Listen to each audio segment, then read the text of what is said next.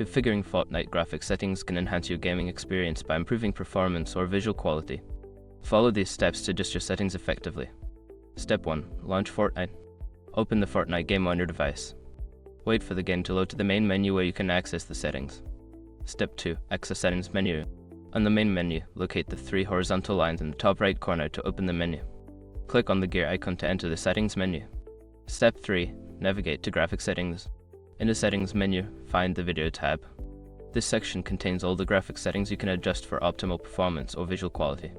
Step 4. Adjust graphics options. Review the various settings such as resolution, frame rate limit, and quality presets. Adjust these options based on your preference for performance or visuals. Low settings can improve performance on less powerful systems. Step 5. Save changes. After making your adjustments, look for the Apply button at the bottom of the settings menu. Click it to save your changes and exit the settings menu to return to the game. By following these steps, you can customize your Fortnite graphics settings to suit your gaming needs. Enjoy your improved gaming experience.